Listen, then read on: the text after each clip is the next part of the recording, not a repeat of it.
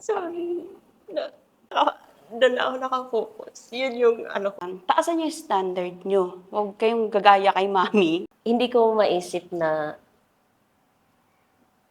hihiwalay ako. Mami, hiniwalayan mo kasi kaya tuloy tayo naghihirap ngayon.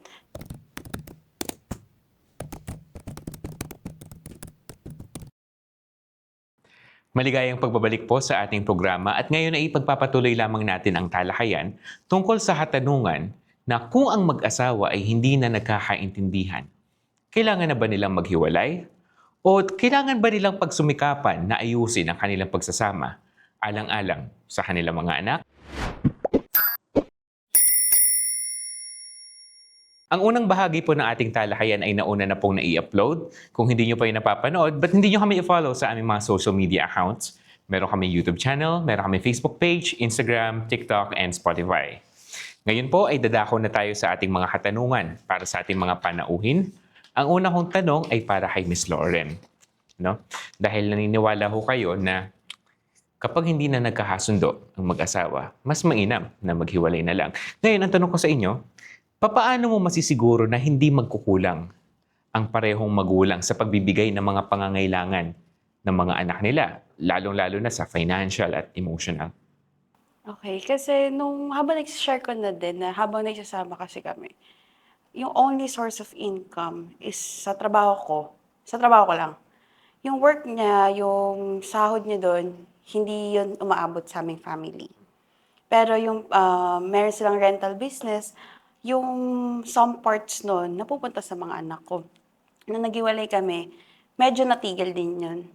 Pero naniniwala rin kasi ako na pag may sarili kang pera sa relasyon, kaya mo.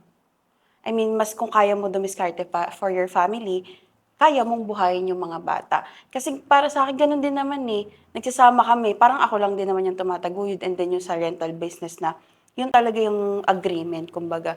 Kasi nung nagsasama kami, since hindi ko alam yung sahod niya or hindi siya nagbibigay rin ng sahod niya. And then, doon naman sa part na paano ko masasabi na magiging enough yung love and finances. Since iba nga yung sa akin na nung naghiwalay kami, gumaan yung pakiramdam, mas naging peaceful, mas naging okay yung mindset ko. Mas kaya ko mag-function ng maayos para sa family ko. Kasi noon, hindi ako makalabas sa relasyon dahil nga, natatakot ako na mawalan ng sustento yung mga anak ko. Natatakot ako dun sa part na yun. Pero, nagsumikap ako, inisip ko na lang na, yun nga, para sa mga bata, para hindi ako masisi ng mga anak ko na, Mami, hiniwalayan mo kasi, kaya tuloy tayo naghihirap ngayon. Nung nagsikap ako, and then, nagkaroon ako ng enough resources, ng source of income. Naniniwala na ako na enough na yun para masustain yung mga kailangan ng anak ko, ma-provide ko sa kanila yung mga daily needs, mga kahit luho nila. Pero Miss Lauren, hindi lang naman financial ang pinag-uusapan natin. Paano kapag humihingi kanino ba nakatira yung mga anak ninyo? Sa akin yung mga baby ko. Paano mo masisiguro na hindi sila nawawala ng oras para sa tatay nila? To be honest, right now, wala pang co-parenting talaga na nangyayari dahil nga, merong co-parenting nangyayari in a way na pag may mga event yung anak, pupunta siya. Pero wala yung kunin ko muna, walang ganun. Pero since yung family ko naman is very fruitful yung love para sa mga anak ko, naniwala ko na for now, that's enough para sa mga anak ko. With that, actually, itong tanong kong to para sa inyong dalawa. Naniniwala ba kayo na mahalaga yung both father and mother figure, lalo na sa development stage ng mga bata? Ngayon, since kayo ba naniniwala kayo doon? Naniwala. O dahil dyan, paano mo masisiguro na hindi magkukulang yung father figure nila? Yung support system ko kasi is okay. Meron akong, since namatayan ako ng father at early age, meron akong mga kinikilalang father din, father figure, kumbaga.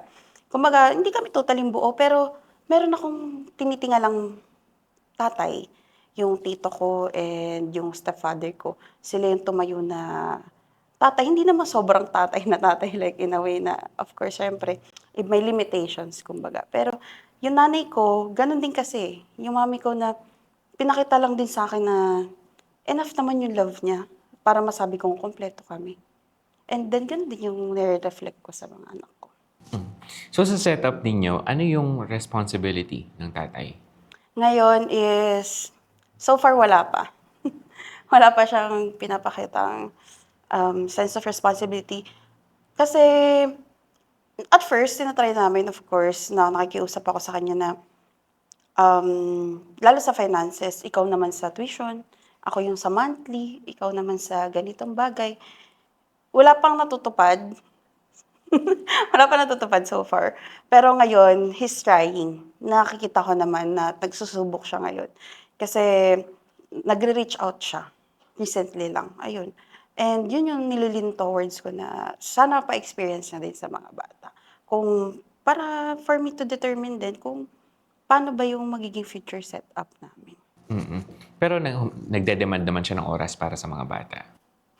Wala eh. Oh, talaga. Wala talaga. Like, maano siya sa social, puro paninir. No, hindi naman. Ito lang talaga yung facts and ito yung reality na nangyayari sa amin.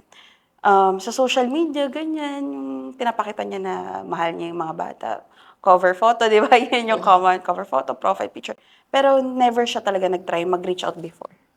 Walang reach out na nangyari. Kasi, yun nga, sinabi kanina ni Ate Ana na mention niya earlier na baka natatapakan, napapangunahan. Ganon yung sinabi niya noon na parang, baka kasi itaboy mo ako. Pero sinasabi ko sa kanya, hindi kita itataboy. As long as you show me yung eagerness mo na makabanding, makasama yung anak mo. Kaso wala kasi siyang ganun. Na, wala siyang pinapakitang ganun. Pero yung mga bata, hinahanap ba siya? Kasi there's this incident na, yun na rin yung pitik sa akin eh. Nakita ng panganay na anak ko na umiiyak ako. Kausap ko yung daddy nila sa phone, nagsisigawan. May mga masasakit na salita na. And nakita ko na lang yung anak ko, tumatakbo papunta sa akin, umiiyak. Sabi niya, stop na daw, huwag na daw kami mag-away ng daddy niya. Kahit wala siyang alam. Doon ako nasaktan as a mother. And then from there, naghiwalay na kami. Hindi na hinanap ng anak kong panganay. Pero yung bunso ko, since mas younger siya, hinahanap niya dati. Pero ngayon, since nga syempre, ginagawa ko rin talaga yung best ko, naniniwala naman ako doon, napapakita ko naman siguro at napaparamdam ko yung sa anak ko kasi ngayon hindi naman niya na hinahanap. Pero if ever na hanapin nila, humingi sila ng oras at father nila, bibigay mo naman. Of course, sobra. Ayan talagang hinihiling ko. Yun yung, gusto ko kasi na mag-heal din siya. Kasi feeling ko right now, hindi pa siya healed eh. Yun yung nakikita kong way para mapakita niya na as a father, maging tatay siya, ganun. Hindi pa siya nag-heal, so wala pa siguro sa kanya yung initiative na makipagkita, makipag-bonding sa mga anak. Okay. Actually, itong problema na to, yung pagbabalance out ng mga responsibilities, hindi lang naman yan problema ng magkahiwalay na mag-asawa. Actually, sa mga pamilya na magkakasama, issue rin siya, hindi ba? At bukod dyan, hindi rin may iwasan yung competition. Sa pagitan ng dalawang magulang. Ngayon, ano yung dapat gawin para hindi yan magdulot ng gulo sa pamilya? What I mean is, paano nyo pananatilihin na yung mga anak ninyo ay walang kinagagalitan na magulang? At first, nakikita ko, nagagalit talaga yung panganay ko sa daddy nila. Nagagalit siya. Si daddy daw ganito, ganyan, inaaway lang naman si mommy. Nakikita ko yung ganun. Pero habang tumatanda kasi siya, pinaintindi ko na rin na huwag ka magalit sa daddy mo. Kasi daddy mo pa rin yan. Kahit ano man mangyari. Kung wala man siyang time sa'yo, wala siyang mabigay sa'yo. Kasi nag-7th birthday yung anak ko last year. Hindi ko in-invite yung father niya. Hindi ko rin naman in-stop from coming dun sa event. Hindi ko siya pinigilan. Basta alam niya yung lugar, alam niya yung oras. And that's for me, okay na yun. Kasi kumbaga, initiative mo na yun eh. Tatay ka. 'Di ba? Ipapakita mo yung sarili mo doon sa special na araw ng anak mo. So, pumunta yung daddy niya, nagalit siya. Bakit ko daw pinapunta yung daddy niya? Kinausap ko siya kasi daddy mo yan, special day mo. Nag-dance na, 7 dance yung father. Daddy, wala ka man lang bigay sa akin kahit bike or 100 pesos. Kasi nakikita niya wala talagang financial help yung father niya. Pero ini-explain ko na after nun, kausapin mo siya rin yung tinuturuan ko na kausapin mo yung anak mo. Na ganito kasi, magpalusot ka na lang kung kinakailangan, magpalusot ka para hindi sumama yung loob sa'yo. Kasi hindi ko rin naman masisigurado. Kumbaga, hindi naman talaga sigurado kahit naman i-explain ko sa anak ko na mabuti. Kahit pagandahin ko yung pangalan ng father niya. Kung opposite yung pinapakita ng daddy, hindi ko na pwedeng i-manipulate yung anak ko into believing na mabuting ama siya. Okay. So, sa sitwasyon mo, no, para sa'yo, kailangan nyo na talaga maghiwalay. You know? Sobra. Yeah, and nakikita na yon ng mga anak mo. Paano mo maipapaliwanag ngayon sa mga anak mo na hindi naman ganito lahat? Hindi naman ganito palagi ang sitwasyon. Kasi mamaya magkaroon sila ng maling connotation, magkaroon sila ng maling standard pagdating sa pagbuo ng pamilya. Paano mo huhubugin yung mga anak mo na naniniwala pa rin sila na balang araw magkakaroon sila ng maayos at matiwasay na pamilya?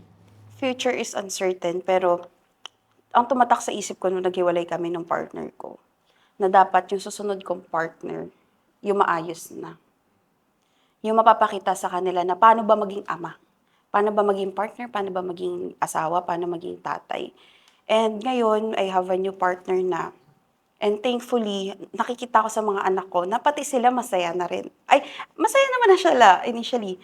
Pero iba na yung ngayon na kasi nga may tatay na pinapakita sa kanila yung mga bagay na hindi nila naranasan noon. So, for me, choosing the right partner, yung susunod na partner mo, matters na talaga, lalo na kung nanay ka na, single mom ka, and ganun yung naging karanasan mo, ganun naging karanasan ng mga anak mo. Yung susunod mong partner, dapat iisipin mo na talaga siya, pag-iisipan mo mabuti. Kasi nung una, hindi ako naniniwala makakahanap ako ng ganung partner eh. Hindi ako naniniwala na may magmamahal pa sa akin or mamahalin din yung anak ko.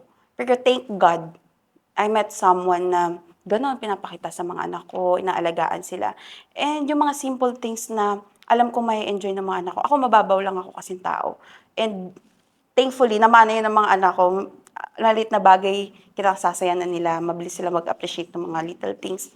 And yung mga simpleng susubuan kumain, ginagawa nung partner ko ngayon.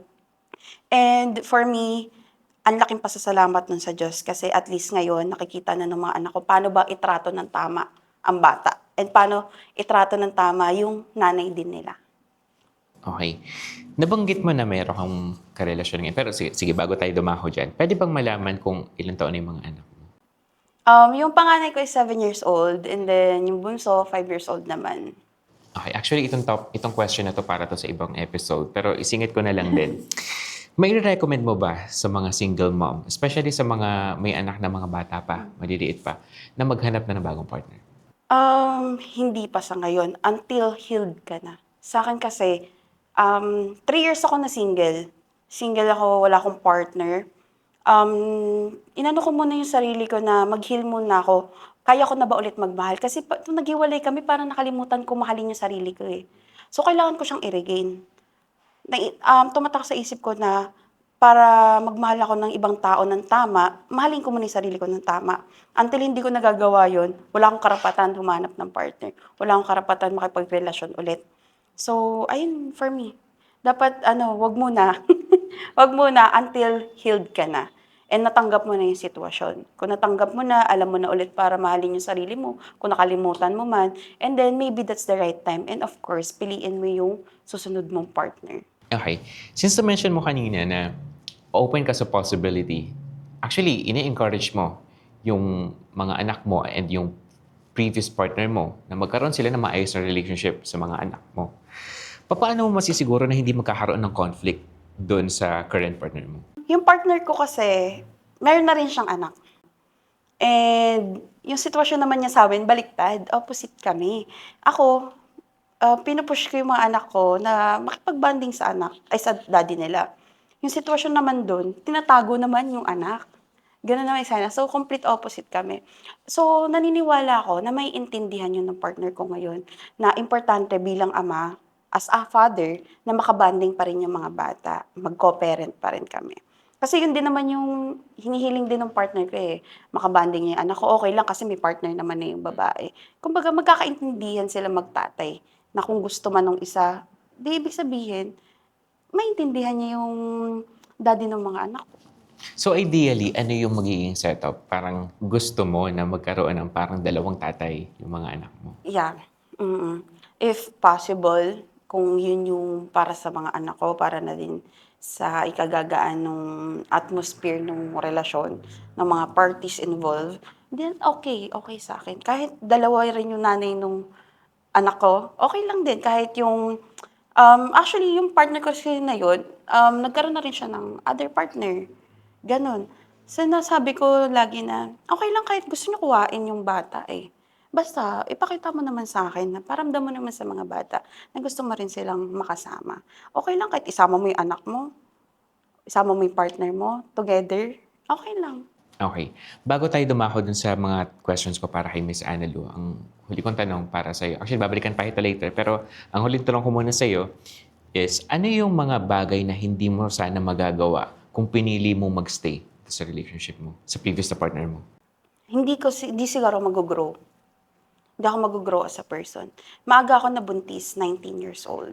Nanganak ako, 20. Marami akong hindi nagawa, hindi ako nakagraduate.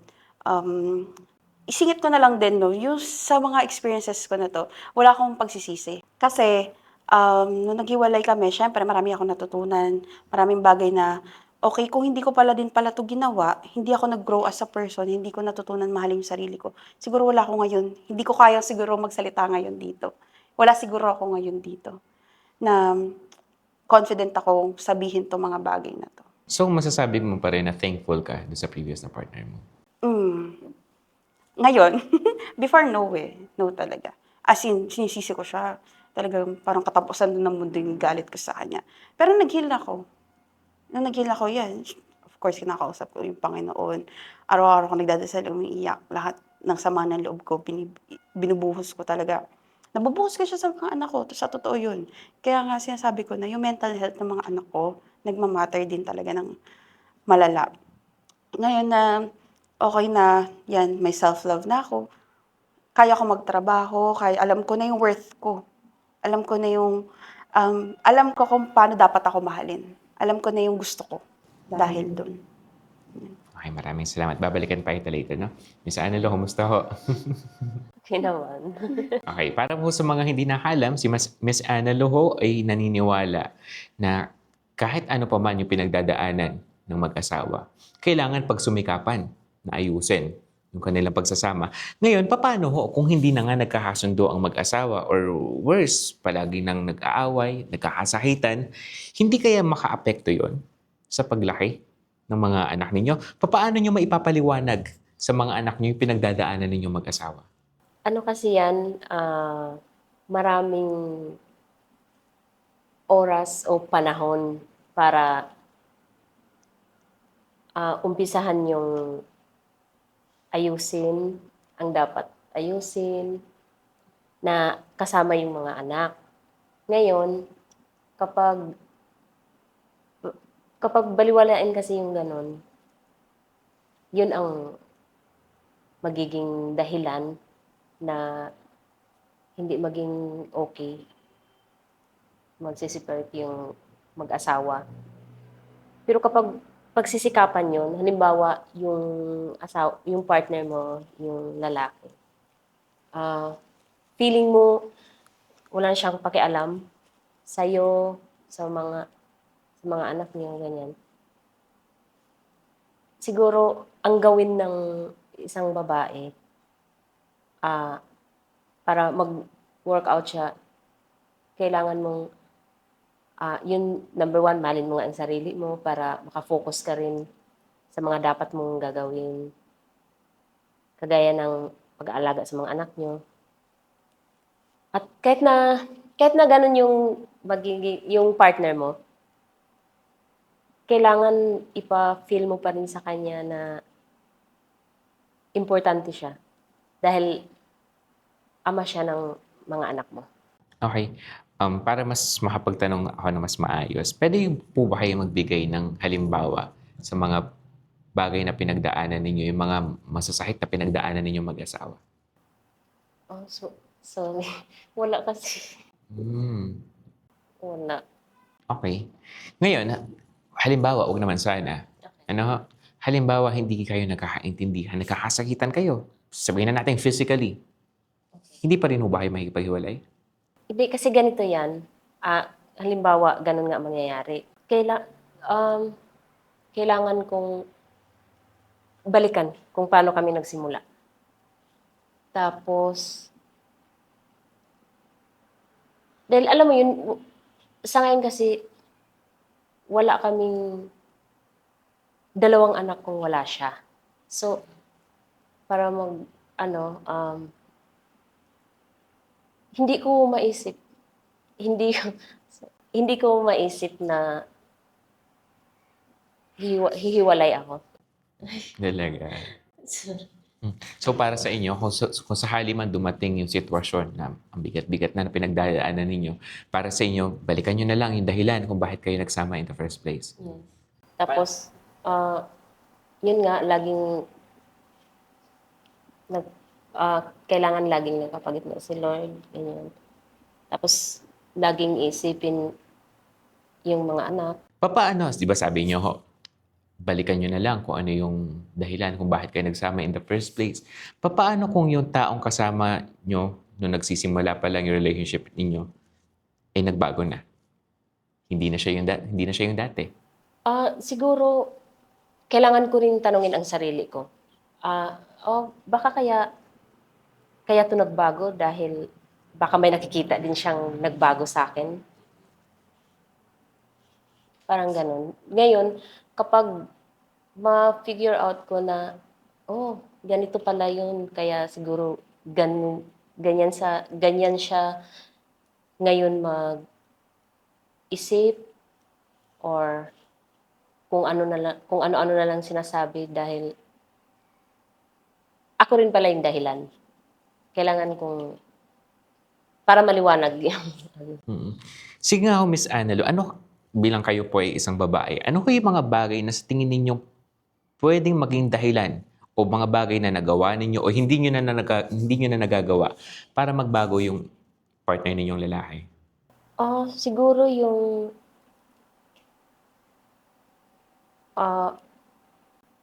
mawawalan ako ng time sa kanya. At saka, siguro pag makita niya na yung love ko or yung time ko, puro na lang lagi sa mga anak namin. Yung, parang it's a puwera na siya.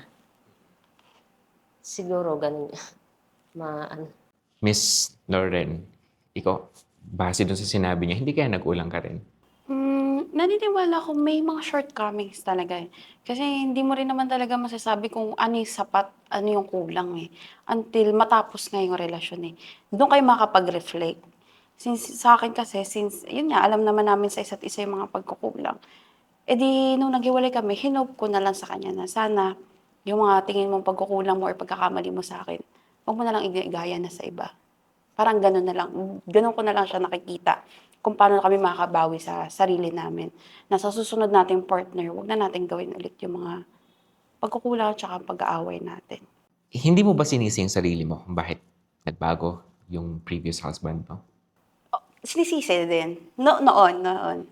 Kasi ano eh, nung panahon na nagsisisi pa ako, nasa isip ko nun, bakit ko pa siya binalikan? Ganon. Cheating is involved eh. Hindi once, twice, maraming beses. Sobrang daming beses. Lagi ko ang binibiro sa kanya, alam mo lahat ng babae, pangalan ng babae, nakalandian mo na. Parang ganun eh. Lampas pa sa number ng kalendaryo yung beses na nag-cheat ka sa akin. Ganun yung lagi kong biro sa kanya. Na sana pala at the very beginning na una eh, bago pa kayo.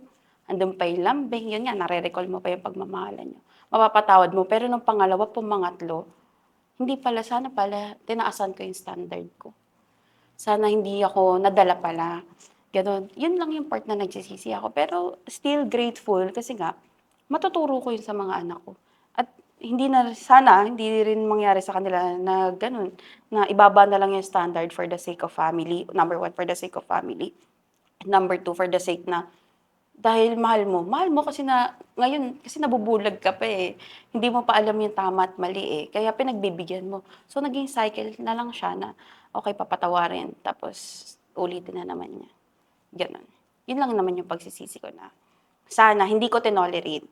Miss Annalo, narinig niyo yun. Ang dahilan kung isa sa mga malalaking dahilan kung bakit sila naghiwalay ay cheating. Para sa'yo, yung cheating ba enough na reason para makipaghiwalay ka sa asawa mo? Hindi. Bakit ho? Dahil, hindi, una, explain ko lang. Hindi kasi mag-cheat yung isang partner kapag ikaw bilang isang asawa, hindi nagkukulang. Hindi naman siya kailangan na, oh, dapat sweet, ganyan, ganyan. Kahit nga pagising niyo sa umaga, ah, kahit kunting, oh, hi, anong gagawin mo ngayon? Eh? Kaplanuhan, parang Gets. gano'n. Importante kasi yun. Saan kaya pwedeng magkulang ang isang babae para mag-cheat yung kanyang partner? Pwede dugtungan ko na lang muna yung kanina. So, yun nga, kasi as mentioned natin na dapat part din natin na para hindi nga magkulang, baka may something sa atin. Yung first cheating incident kasi namin, boyfriend-girlfriend pa lang kami. And history niya na yun. Hindi pa uso kasi nun yung red flag eh. Pero red flag na pala siya. Kasi bago maging kami, gano'n na din yung activities niya sa previous relationship niya.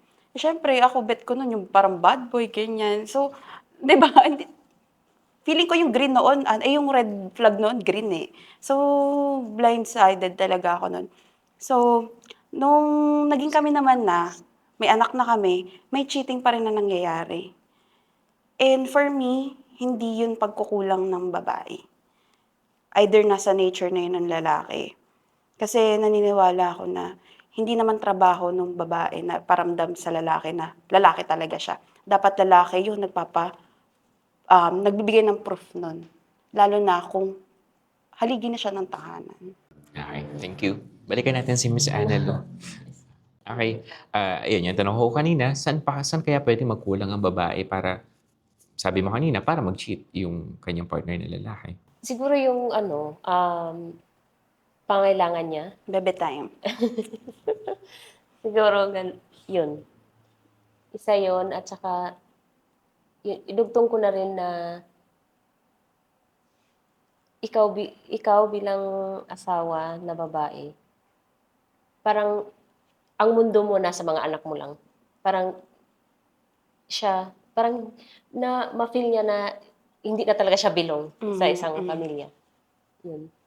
Hahanapin niya yun sa iba. Hanapin niya yun sa iba, for sure. Ano masasabi mo dun? Bata pa kasi ako ate nabuntis eh.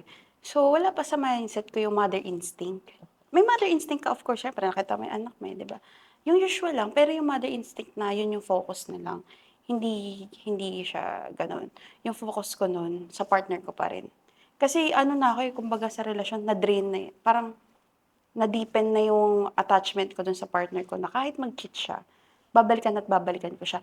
So, feeling ko, yung focus ko rin noon, nasa partner ko lang, hindi ko masabi na nawala siya sa amin ng mga anak. Siguro yun dun sa part na, yun nga, yung pangangailangan as a lalaki. Isa yon. Isa yon. Kaso, bago pa kasi nangyari yun, may cheating involved na eh. Nagkaroon lang siya ngayon ng another reason para mag-cheat sa akin. Kasi, pag nanganak ka na, yung self-love mo nababawasan, totoo naman yun. Di ba sabi nga nila, balik alindog, ganyan yung eksena. So, sa umpisa, syempre, tinatamad ka, di ba yung mga ganun, tinatamad ka. Wala kang gana. Kasi nga, you're not feeling yourself eh. Pero, dapat intindihin yun. Naniniwala ko, dapat intindihin ng lalaki yun. Kasi 9 months ko tong dinala yung bata. Ngayon nga lang ako nakakapagpahinga na eh. Parang ganun. Tapos, ayan yung isusukli mo sa akin. It's just a phase na tatamarin ka eh. Kasi bagong panganak ka lang eh. 'Di ba? Kaya naniniwala ko na hindi sapat yun para maging rason na mag-cheat sa akin. So para sa'yo, hindi mo dapat sisihin ang sarili mo kapag nag-cheat yung partner mo? Okay. Ngayon, Miss Annalyn, last question ko muna, no, bago tayo bumalik kay Miss Lauren. Paano mo mamamanage yung sinasabi mo kanina na kahit magulang ka na, dapat hindi mo, kasi naiintindihan kita doon sa sinasabi mo na dapat hindi mo parang ma-outcast yung husband mo. Di ba? Kasi baka nabuhos mo na nga lahat yung attention mo sa mga anak mo. Diba? Paano yun? Paano mo i-manage yun? Kailangan lang, una talaga lagi siyang involved, yung partner mo. para nga hindi siya para hindi niya isipin na, wala, hindi na ako belong. And then, kasi for sure siya din ano niya yun bilang, alam mo yun, bilang mag-asawa, saka mga anak niya. Para gagawin din niya yun. Hindi niya iisipin na, dapat asawa ko lang na babae ang. Ngayon, itong tanong ko para sa inyong dalawa. May kabuluhan pa ba ang marriage kung hindi na nagmamahalan yung dalawang mag-asawa? Kayo Para sa akin, meron. Meron pa rin. Bakit? Dahil may mga anak kayo. Nakikita niyo yun lagi. Araw-araw, lalo na kapag magkasama kayo sa isang bubong or co-parenting. Sample na lang, maisipan niyo na, sige, ang mga bata every other day, sa akin, sa iyo, ganyan. For me, wala na. Hindi, wala nang sense. Kasi hindi niyo na mahal yung isa't isa eh. Pag hindi niyo na mahal yung isa't isa, feeling ko doon na magko-connect yung conflicts, yung problema. Pag di niyo na mahal yung isa't isa, pag nag-away kayo, mawawalan kayo ng respeto sa isa't isa. And hindi maganda yon kasi pareho kayong affected. Naniniwala ko na kung gaano kaka-apekto sa isang bagay, ganun yung action, ganun din kabigat yung magiging action mo eh. Magsusunod-sunod na siya, maapektuhan na yung anak mo, mapaapektuhan na rin yung tao sa paligid nyo. Actually, for now, hindi pa ako open din na, hindi ko pa rin nakikita yung sarili ko sa marriage kasi. Hindi ko pa siya nakikita kasi since nga yun sa trauma na na-experience ko and all, kahit okay yung partner ko talaga ngayon, wala akong masabi. Hindi ko pa rin talaga nakikita yung sarili ko. Ganun naapektuhan yung mindset ko talaga sa nangyari. Kaya grateful na nakalabas na ako doon. Okay. Miss Lauren, sa'yo ulit yung kasunod kong tanong. Paano mo ngayon masasabi o madedetermine kung kailan yung sitwasyon o pagkakataon na kailangan na maghiwalay ng mag-asawa? Ano yung mga, kumbaga, non-negotiables para sa'yo? Binabastos ka na. Yung binabastos ka na. Yung hinahamak na yung pagkababae mo. Of course, yun yung sa cheating na ganyan.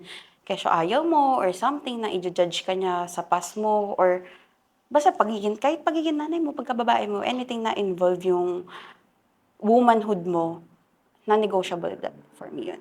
Lalo na kung yung magiging anak nyo is babae din. Ibig sabihin, yung respeto mo hindi ganun kataas sa mga babae. And possible na yung anak ko maapektuhan din sa mga paniniwala mo. Na ayun yung ayoko ko talagang kalakihan nila. Ayun yung mga non-negotiable ko. And of course, yung cheating kasi, for me, hindi siya may iwasan, pero pwede mo naman siyang ma-prevent. Pero yung ganun na, hinahanap na nung lalaki sa iba, yung pangangailangan niya, hindi siya okay for me. Non-negotiable siya. It's a no-brainer talaga. Yun lang. And yun. One more thing siguro is, yun nga, like, paulit-ulit ko sinasabi na yung mental health ng mga anak ko. Kung nakikita nila na hindi na rin ako masaya, and sila rin naapektuhan, umiiyak na sila, yun, ibig sabihin, hindi na okay, hindi na safe yung home na tinatawag namin. Yung tahanan namin, hindi na siya safe. Miss Lauren, actually, I don't have the actual numbers, pero I may be wrong, no? Pero may mga articles and mga studies ako nabasa from the internet, no?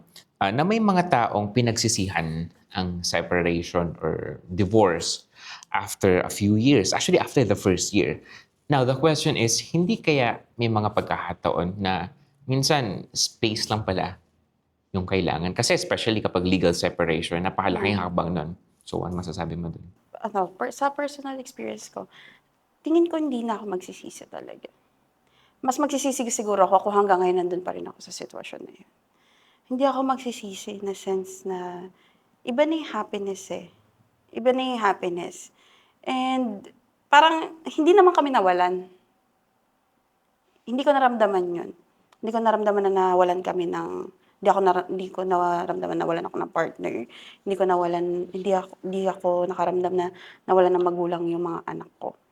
Kasi yung pagmamahal ng mga anak ko mula nung naging okay na kami, naging happy na kami, naging enough yun sa akin for the past few years. Ngayon, para sa mga viewers natin na nagko-contemplate na makipaghiwalay sa kanilang asawa. Although hindi natin yun ini-encourage, no? Wala tayong ini-encourage dito sa show natin na ganitong mga bagay. Pero ano yung pwede mong ibahagi sa kanila ng mga challenges na pwede nilang kaharapin kapag the moment na nag-decide sila na makipaghiwalay sa partner nila? Sinasabi kasi dati ng mga friends ko na, ano, ang tanga mo naman, nandiyan ka pa rin. Hindi ka pa ba makikipaghiwalay? Pag hindi ka pa di naghiwalay na kami. Tapos malalaman nila, nagkabalikan kami. Ayaw ka na namin maging kaibigan. Yung mga ganon, may mga ganong eksena. Pero naging grateful ako na ganon nga yung mga sinasabi nila. Kasi sinasabi rin na you deserve what you tolerate. So once tinolerate mo yung cheating sa partner mo, lalo na kung may anak na kayo, continuous na yan eh. Naniniwala ako continuous na yan. Hindi man ganun na magiging okay, sige, come into terms kayo na ganito, mag-usap kayo. Magiging okay. Pero yung cheating, magiging part na rin siya. White lies man yan or anything. Cheating is cheating. Bago tayo bumalik kay Miss Annalou, masasabi mo ba na bago ka nagpasya na tuluyang makipaghiwalay sa previous husband mo, masasabi mo naman ba na ginawa mo naman lahat para ayusin? Naniniwala ako na ako kasi yung tipo ng hindi ko susukuan yung isang bagay unless bumigay na ako. Yung ubos ka na, hindi mo na maisip yung paraan pa eh, kung paano kayo maayos eh. Kasi ginawa ko na yung mahina ako, naginagar ako. Hindi mo maiwasan yun eh, lalo na kung yung ganun yung bahay nyo, damage na yung utak mo, damage na yung mga anak mo. Pati parents namin, na-involved na. Mga tito-tita, involved na. So, damage na kami eh. Hindi na siya yung katulad noon na happy-happy na lang. Kailan mo nasabi sa sarili mo na ubos na ako, pagod na ako? Tinry na rin namin yung magplan na lang tayo magpakasal.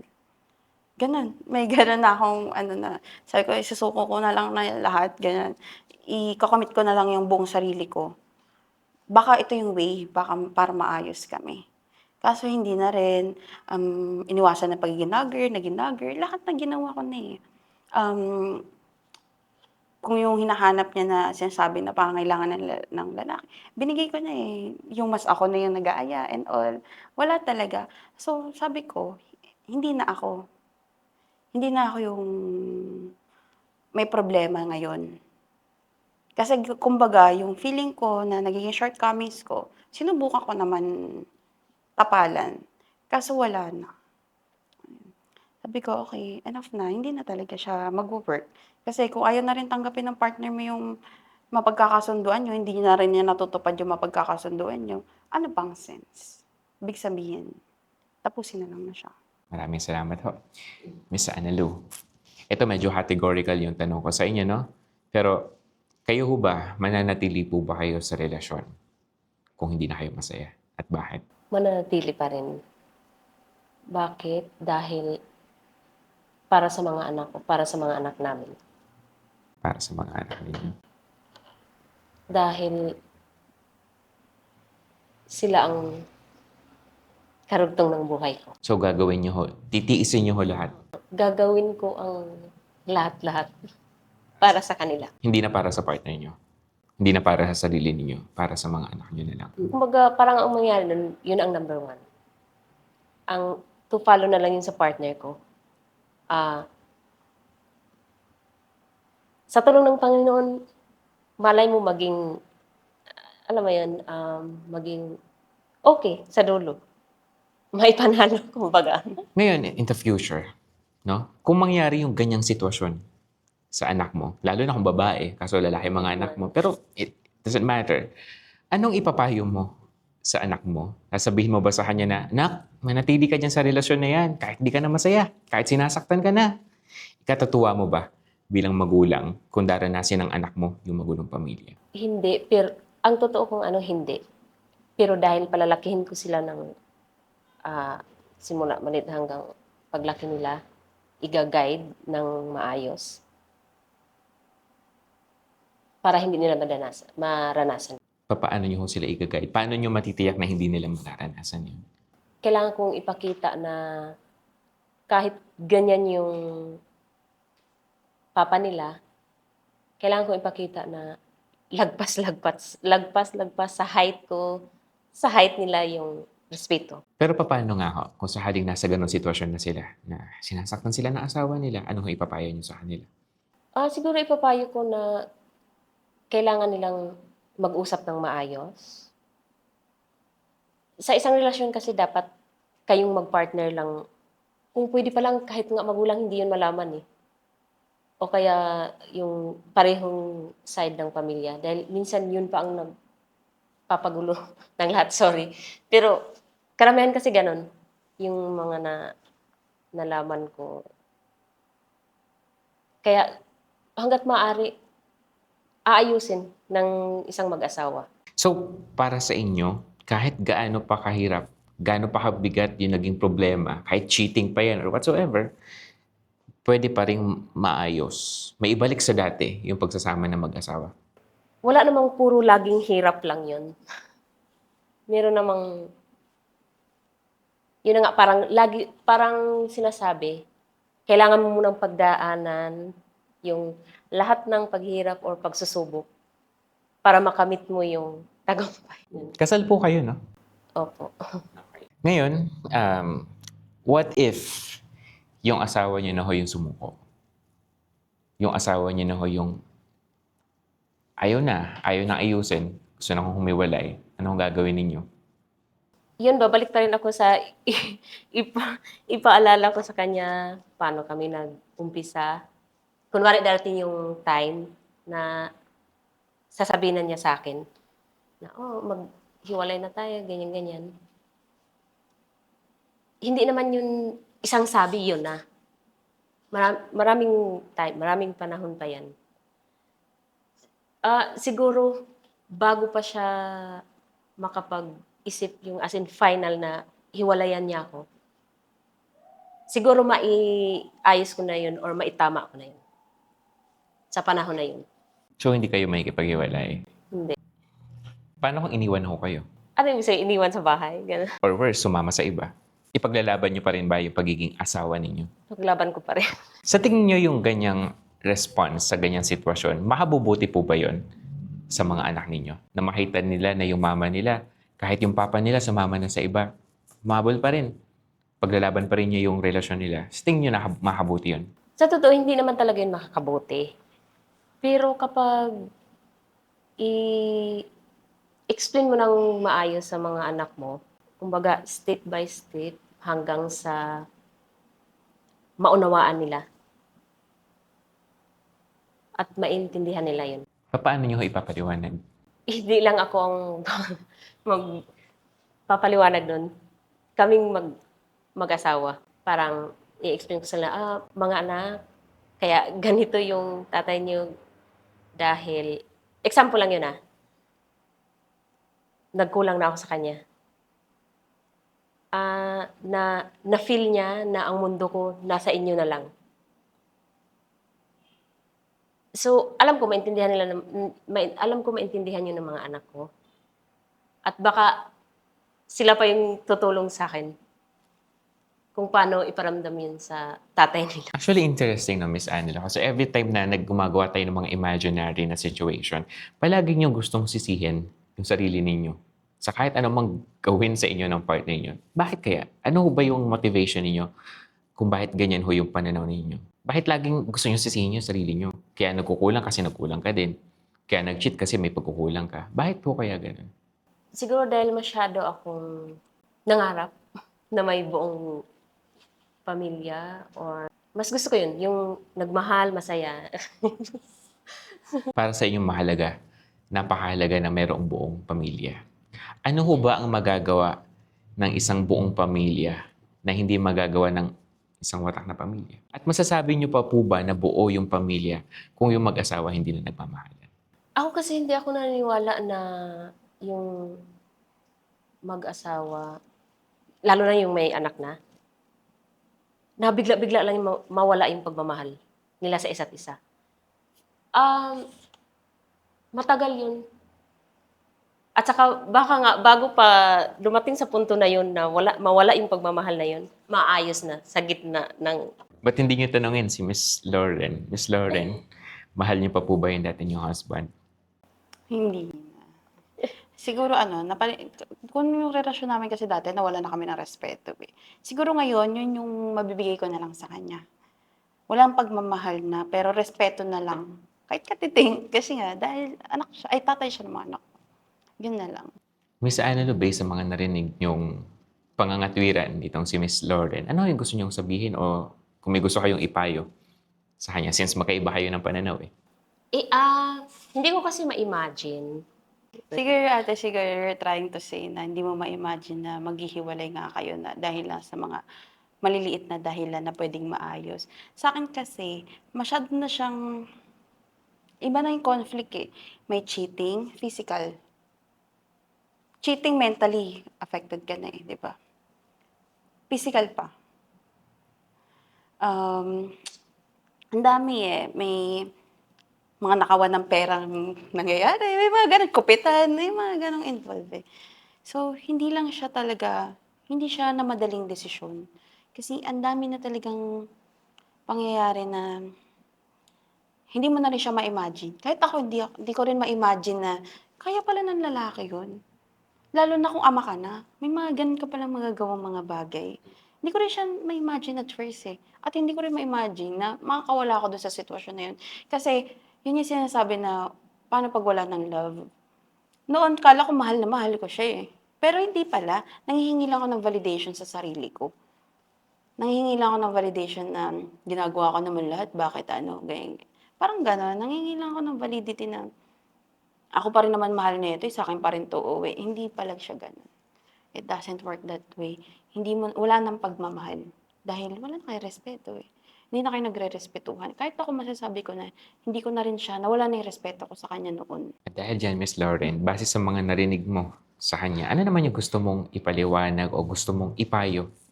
Mas marami kang experience ate and ako kasi hindi naman ako lumaking broken family. Nawalan lang ako ng maaga ng tatay pero hindi naman ako lumaking nagkulang sa pagmamahal ng isang ina, ng isang ina at ama. Kasi lumaki ako, ang dami kong nanay at tatay eh. May mga tita pa ako. Sa akin, ikaw kasi sabi mo na lumaki kang hindi buo yung family and ngayon gagawin mo desperately lahat para lang mapagpatuloy yung buong pamilya. Sa akin na siguro ate, yun nga, yung self-love mo. Mas Hindi naman masama unahin yung sarili eh. Mas masama nga na pabayaan mo yung sarili mo eh. Kasi makakalimutan mo na paano mo magmahal ng tama. Kasi nga, ikaw na sa sarili mo, hindi mo na alam paano mo mahalin yung sarili mo. Hindi mo na alam kung ano yung deserve mo talaga. Ayun, siguro hindi lahat sa atin ate bilang babae. Kasi lalaki pa rin yan eh. Maigo yung mga lalaki, pero tayong mga babae, dapat alam din natin. Kasi alam naman natin kung ano yung pwede natin madala sa pamilya. Alam natin na kaya nating bitbitin yung pamilya kasi nanay tayo, kaya nating gawin yung kahit ano pang bagay. Kahit buhatin mo yung isang building, kaya mo yun bilang nanay. Eh di ibig sabihin, dapat alam mo din yung self-worth mo. Yun lang din siguro na bigyan mo rin siguro ng limitation kung ano yung mga bagay na yung katulad ng mga questions before na kung yung cheating sa mga anak kasi baka gayahin ng mga pero kasi lalaki yung mga anak mo, no? So, kung gano'n yung gagawin ng mga anak mo sa magiging, anong tawag do'n, manugang? Ano ba tawag do'n sa babae? Manugang. Hindi ka sasaya eh, 'di ba? Ayun. So, for me, yun lang. Onting self-love lang. Bigyan mo ng ano yung sarili mo kahit onti. Kasi yun, ano ba naman yung mag-ayos onti, maalis ka mag-isa. Hindi naman cheating sa family yun eh. Yung alis ka mag-isa, mag-pamper ka mag-isa. Hindi naman siguro ikakasama ng asawa mo na hindi siya magiging involved dun sa mga bagay na personal mo naman pwede mong gawin. Pero actually, yung mga sitwasyon kasi na nabanggit ko kanina, hypothetical lang. Pero I think masaya naman ho yung pamilya niya, no? Ngayon, Miss Annalyn, ano ho ba yung sikreto sa masayang pamilya? At masayang pagsasama ng mag-asawa? Walang sikreto sa isa't isa. Pagising nyo sa umaga pa lang, may ano na kayo, kamustahan, may kaplanuhan na kayo. Kumusta yung tulog mo? Anong Ganyan. gagawin ngayong buong araw, simula umaga hanggang maghapon, hanggang gabi. Ganun. Parang, ano lang yun, bago pa makipag-usap sa iba, bago pa sa phone, Mm. kayo muna mag-usap. Mm. Yun. Okay, gagawin ko yan sa bago kong partner. Oo. Okay, bago natin tapusin itong episode, meron na lang akong isang huling tanong para Ay, sa... wait lang. Ah, sige, May sige. naalala lang ako. Sa sinabi mo kanina. Ano kasi ako, hindi ko masasabi lahat ng sinabi ko Mm-mm. kung hindi ko mahal yung sarili ko. Simula-simula sa umpisa, mahal ko talaga yung sarili ko. Okay, maraming salamat. Ngayon, ang huling tanong ko sa inyong dalawa, kasi alam naman natin na kung hindi nagkakasundo yung mag-asawa, magkahiwalay man o magkasama yung mag-asawa, no? Hindi yun madali, lalong-lalo na sa panig ng mga anak. Ngayon, kung nakikinig o napapanood ito ng mga anak ninyo, siguro ngayon mga bata pa yung mga anak ninyo, pero in the future, paglaki nila at napanood nila itong episode na to, ano yung gusto ninyong matutuhan nila sa pag-uusap natin ngayon? So, kausapin niyo sila sa camera. Miss Lauren, ikaw muna. To Martina and Tari, alam, maiyak ako. Okay. Sorry na hindi ko kayo nabigyan ng, hindi natin na-retain yung totoo niyong daddy. Kasi for sure by now, alam niyo na kung bakit. Pero naniniwala ko na yung daddy niyo ngayon, na bago kong partner, siya na yung makakasama natin. And sana, um, maging appreciative din kayo na ginawa ko 'to ngayon para sa inyo, and naniniwala ako na mapapanindigan ko 'to hanggang hanggang katapusan. Ayun, sorry na hindi ko 'yun naibigay sa inyo, pero ayan, binabawi ko na. Nakahanap tayo ng bagong haligi ng tahanan na mapaparamdam sa atin yung ano ba dapat yung itsura ng masayang pamilya. And sana lumaki kayo na taasan niyo yung standard niyo. Huwag kayong gagaya kay mami kasi maging lesson na lang yun, mga natutunan ni mami, para hindi niyo gayahin yung mga ginawa ko noon na pagto-tolerate sa mga cheating. 'Pag may nakita kayong red flag talaga yun, ha? Huwag niyo nang gawing green pa. So ayun lang, basta alam niyo yan na mahal ko kayo and maintindihan niyo balang araw na yung ginawa kong 'to is para rin talaga sa inyo. Kasi kung hindi ako naging masaya, hindi kayo naging masaya, malamang pare-pareho tayong ano ngayon, nasa sitwasyon na lalo tayong mahihirapan makalabas pa. Kaya kaya nung lumakas yung loob ni mami, umalis na tayo, and um, sana nararamdaman nyo ngayon yung pagmamahal ko ay hindi kulang, and yung pagmamahal ng bago nyong daddy sapat. Ay, maraming salamat. Miss Annalou, ano yung mensahe ninyo sa mga anak ninyo? Pati na rin sa asawa ninyo. Hi, si and Achi. Sobrang mahal kayo ni Mama. Kayo ang buhay ko. Ano yung gusto ninyong matutuhan ng mga anak ninyo? Simula ngayon kahit maliit pa kayo hanggang paglaki nyo, ah, laging nandyan yung faith, hope, love. Kasi, um, yung panganay kong anak kasi ang faith ko. Tapos, ang pangalawa kong anak ang hope. Ang asawa ko yung love. Doon lang ako naka-focus. Yun yung ano ko. Yun. Sorry. Sorry. Na, kahit ano mangyari, andito lang si Mama at saka si Papa. Laging magdasal.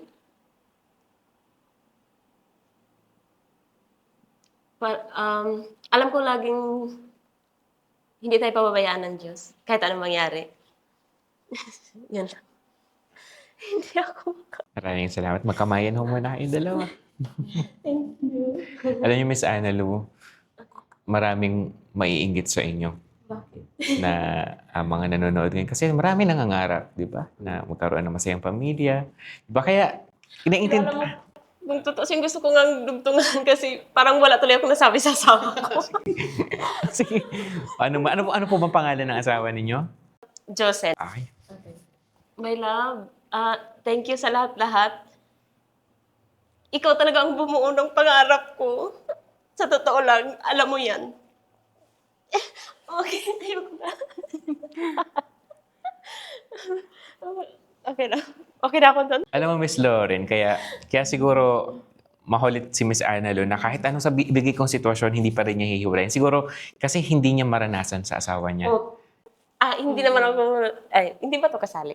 Huwag niyo naman to isali na kaya, hindi ko kasi yun na naranasan. Alam mo yun, dahil hindi ako dumaan sa first relationship, second, third, kahit na boyfriend, girlfriend. Dahil siya lang kasi. Yun. Siya lang kasi. Inulit pa, no? Happy for you, ate, kasi hindi mo siya naranasan. And Thank you. Answer prayer ko kasi wag na yun. sana. At saka ilang taon ko yun pinagdasal ha. Halos 1 decade. Ayan, nakatawang marinig yung mga experiences ninyo, no? Maraming salamat ho. At sa ating mga panauhin at sa ating mga taga-subaybay, ano ho ang masasabi ninyo sa naging pag-uusap ng ating mga panauhin? Kung kayo, may kapareho kayo ng karanasan, pwede nyo ibahagi sa comment section kung ano yung mga pinagdaanan ninyo at yung mga bagay na gagawin ninyo para sa ikabubuti ng inyong pamilya. At sa mga hindi pa po naka-follow o naka-subscribe sa ating mga social media platforms, please i-follow nyo kami sa aming TikTok, sa aming Facebook, YouTube, and Spotify para sa marami pang episode na kagaya nito. At muli, ako po si Armando Bibay at ito po ang Unbiased.